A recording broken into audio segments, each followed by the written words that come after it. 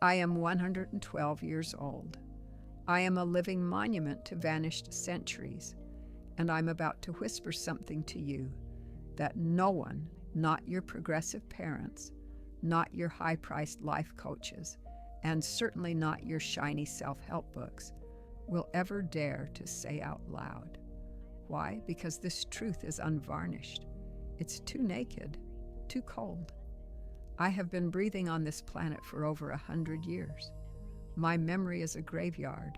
4 husbands, 3 children, entire generations of friends, and every single soul whose hand I held before I even turned 50.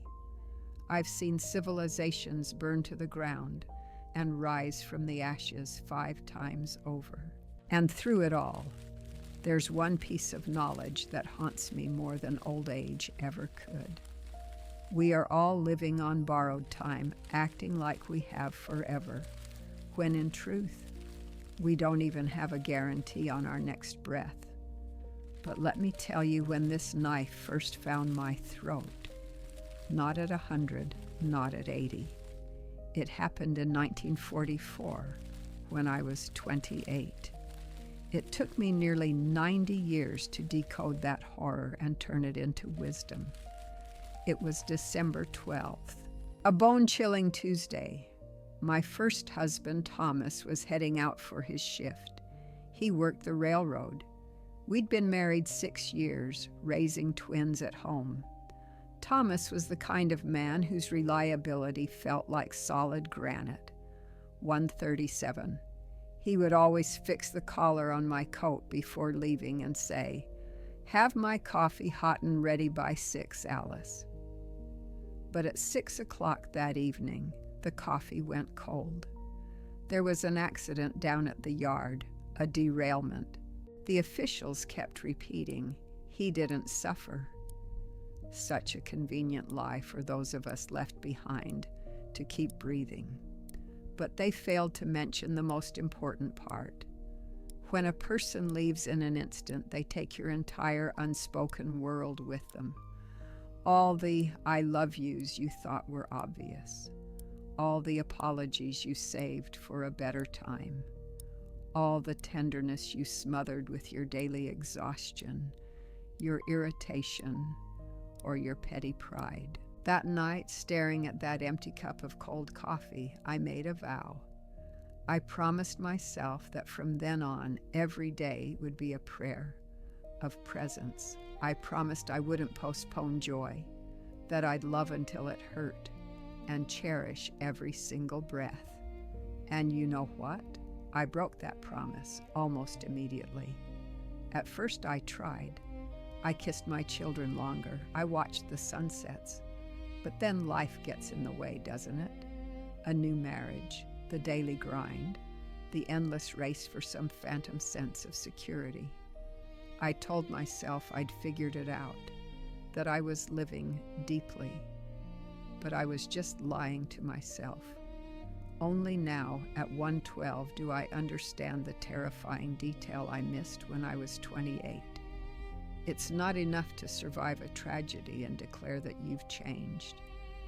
The real lesson isn't that life is short. They print that cliche on cheap greeting cards. The real lesson is that you are destined to forget. Your own brain will betray you. You will slip back into a zombie-like state. You will start believing you have forever all over again. And that gradual numbing of the soul, that slow drift back into the fog, that is the true catastrophe of being human. In 1952, I married Arthur. We had 47 years. And do you know what I cry about in the dead of night? Not our big fights or the times we were broke. My heaviest sin is the thousands of ordinary evenings when I chose mopping the floors or reading the newspaper over just watching him laugh. All the times he said, "Let's just go sit on the porch." And I answered, "Honey, I don't have the time." I treated his presence like it was a renewable resource. At my age, you don't just lose people once. You lose them again and again in cycles inside your own memory. Every memory comes with a sting. You don't just remember their face. You remember every single time you were in the room, but your mind was a million miles away. Every conversation you cut short to check the clock. Every hug you pulled away from first because you had to get going. My daughter Ellen passed away in 1995. She was 52. Cancer took her in a single summer. I sat by her hospital bed and she whispered, "Mom, I'm sorry I work so much." And I wanted to claw my own skin off. I wanted to scream, "Why are we apologizing now when the door is already closing? Why didn't we choose each other every single morning when we were strong and healthy?" But I just stroked her hair and told the great human lie. I said, "It's okay, honey. We had enough time." It was the darkest lie of my life. There is never enough time. My last husband, Henry, left me 5 years ago. He was 99. We were together for 30 years. And even after all that loss, even knowing the price of every second, what did I still do? I still found myself sighing with irritation when he tied his shoes too slowly. I still stared past him at the TV when he tried to tell me about a dream. I still thought that real connection could wait until tomorrow when I wasn't so tired. Tomorrow never came. You're listening to this and thinking, "What a morbid old woman." You're thinking, well, everyone dies. It's natural. But you're missing the point. The point isn't that everyone dies. The point is that you are living as if you are the one exception. You act like your life is just a rough draft, and the real story will start later. You plan to travel when you retire. Your knees will be shot by then. You plan to reconnect with your sister after this busy period at work. That busy period will stretch into 20 years, and then she'll be gone. You're waiting for the perfect conditions to start writing, to learn, to feel, to truly breathe. Here's the cruel irony. You have all the time in the world right now. You're just trading it for garbage. You give your golden hours to toxic people, to pointless arguments, and to worrying about a future that will never happen. I'm not telling you to drop everything and find yourself in some monastery. I'm asking for something much harder. I am urging you to wake up inside your own life. Is your mother still alive? Call her. Now. Not after work. Not on the weekend. Now. Because I am a mother, a grandmother, and a great-great-grandmother, and I know exactly what she's doing in this very second. She's sitting somewhere staring at her phone, telling herself that it's okay, that you're busy, that you have your own life. But every minute of your silence is a quiet little blow to her heart. When your parents are gone, you won't remember their flaws. You won't remember their stubbornness. You will suffocate on the memory of all the times you could have just sat with them in silence, and you chose something more important instead. My eldest son is 85 now. He visits me twice a week. He is an old man, and I am an old woman, and I look at him, and it is still not enough. No amount of time can ever quench the thirst you have for someone you truly love. Every time he leaves, I watch him walk to his car, and I wonder, is this the last time? At 1:12, that's not pessimism, it's just math. But you need to understand, it's the exact same for you. Any one of your goodbyes could be the final one.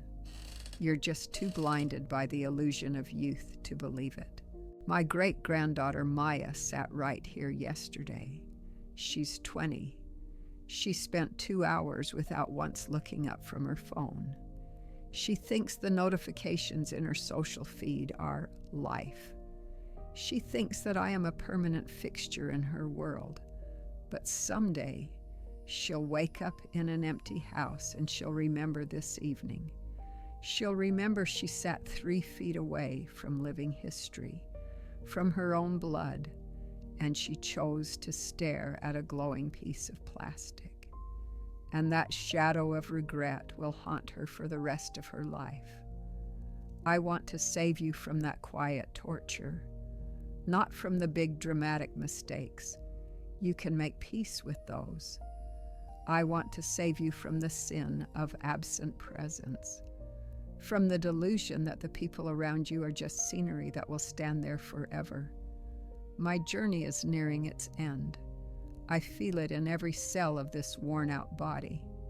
It has worked for over 41,000 days, and it's ready for some peace.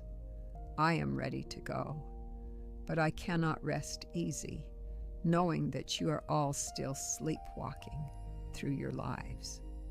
At the end of the road, you won't think about your bank accounts or your job titles.